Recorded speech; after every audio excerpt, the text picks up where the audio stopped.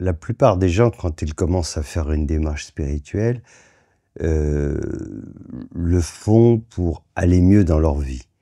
La plupart des gens, c'est ça.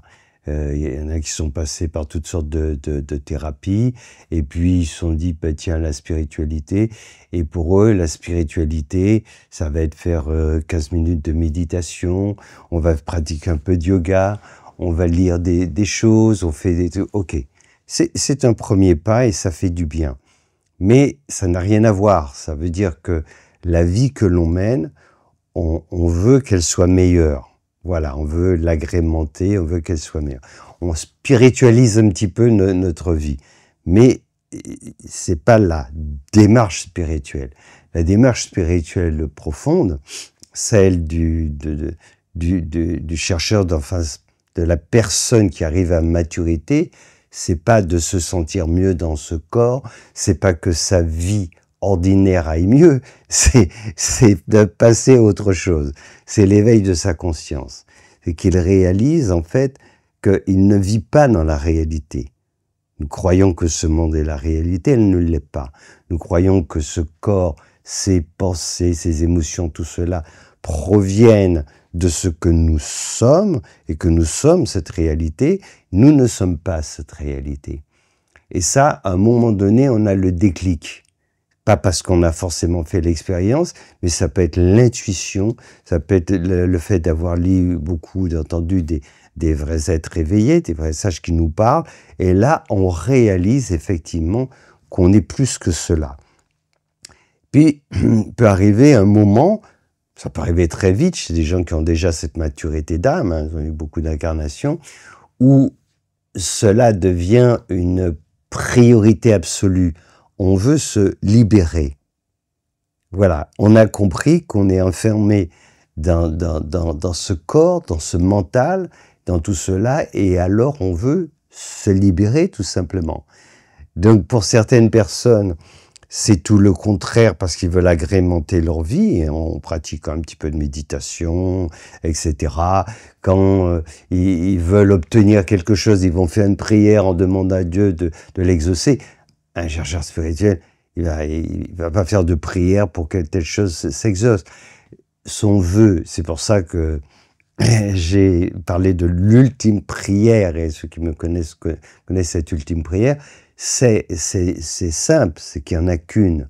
C'est de déposer son mental au pied du maître, de son maître intérieur. Alors, au départ, on peut rencontrer un maître extérieur qui est le reflet de notre propre conscience.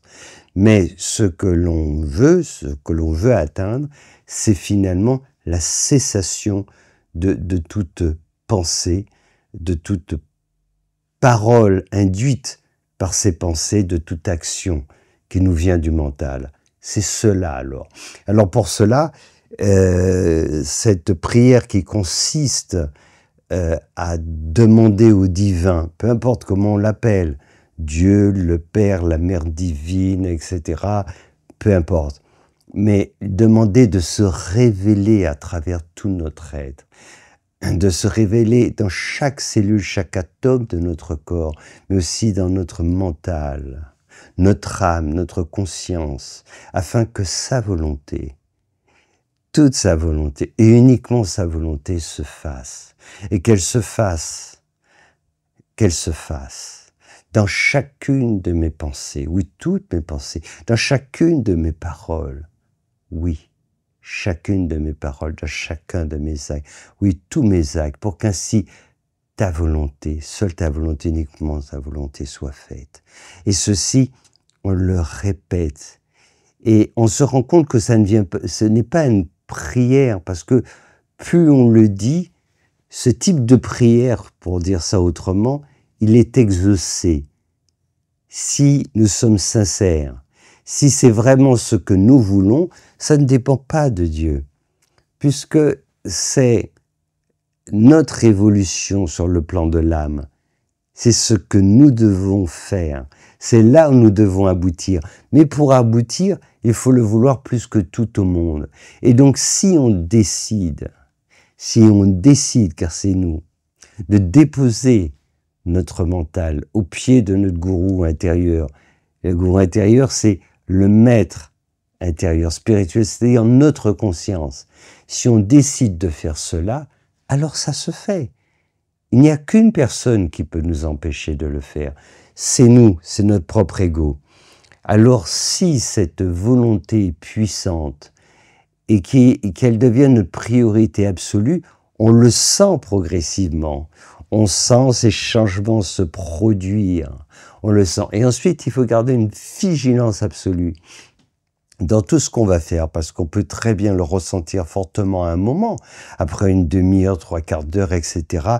Déjà, si on le dit 10 minutes avec une totale sincérité, il se passe quelque chose. Mais après, quand on va penser à quelque chose, il faut se poser la question, qui pense? Est-ce que c'est mon mental ou c'est ma conscience qui m'envoie ce message? Quand on va agir, j'agis comment? Par réflexe, par habitude? Qui agit à travers moi? Alors, faut être cohérent.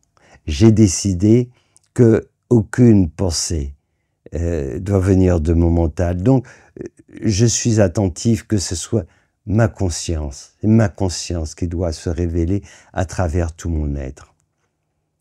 Et donc, ça demande une vraie vigilance. Alors, on peut pas l'avoir 24 heures sur 24, mais le faire par tranche, comme ça, même 1 heure, 2 heures.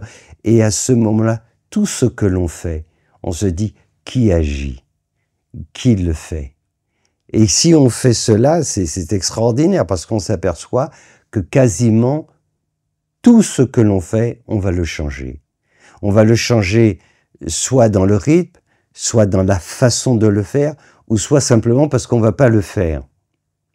C'est cela. Une colère qui monte. Qui est en colère? Et là, ça peut tomber tout de suite, directement. Parce que notre conscience, elle n'est pas en colère. C'est pas ce que ça veut dire. C'est ça. Et elle peut, de temps en temps, montrer exprès une certaine colère. Mais ça, c'est autre chose. Mais elle ne l'est pas. Donc, si on se pose cette question toujours, qui agit avant de parler? Et avant de s'exprimer, qu'on demande aussi à notre conscience, voilà, puisses-tu t'exprimer maintenant à travers moi? Voilà, que tes mots soient mes mots. C'est cela en réalité, c'est ça. Alors à ce moment-là, ça se produit de plus en plus, de plus en plus, de plus en plus, et on arrive à quelque chose d'extraordinaire. C'est une transformation. Alors, elle peut être extrêmement rapide, ça dépend de nous, de notre motivation, et ensuite de la méthodologie. C'est-à-dire, une fois qu'on l'a fait, il ne faut pas simplement être satisfait de soi en se disant « j'ai pratiqué, je l'ai ressenti, super ». Mais maintenant, ensuite, on va sortir. Qu'est-ce qu'on fait? Comment on va se comporter? Voilà, quelles seront nos réactions? Et là, si on s'aperçoit qu'on change de comportement, que dans telle situation, on aurait agi comme ça et que là, on n'agit plus de la même façon. On aurait dit telle parole et là, on ne va pas prononcer cette parole. Alors on se rend compte qu'il se produit quelque chose. Mais il faut avoir ce réflexe toujours, quand il nous arrive quelque chose. Qui est en colère? Qui est triste? Qui est joyeux? Et ça change beaucoup de choses. Ça bouleverse notre monde. On peut assister à un événement où tout le monde est dans la joie, un enfant est né, on va fêter cela, et nous on est transportés aussi, et on pose la question, qui est joyeux?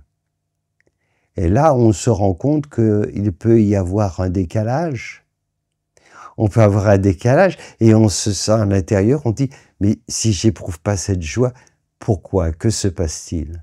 On peut avoir de grandes révélations. Parce que ce monde est un monde de souffrance. Et ce petit être qui va arriver, il va encore beaucoup souffrir. D'ailleurs, il commence par là, hein, par crier, par ceci, etc. Et voilà. Et donc, tout se transforme. Donc, ce qui est important, c'est vraiment notre détermination et se rappeler toujours qui décide. Voilà. Est-ce qu'on est prêt à remettre totalement son mental au pied de son maître intérieur? Mais avant, il nous faut tâcher de trouver le maître extérieur, sinon notre ego va nous bluffer. Comme beaucoup de gens se font avoir. Ils disent on est, voilà, déjà le soi, etc. Non, on n'est pas déjà le soi. Le soi est en nous. Il transite, voilà, dans ce corps, mais il ne s'est pas révélé. Et pour qu'il se révèle, on a vraiment besoin d'aide. Hein. C'est comme une naissance. Hein.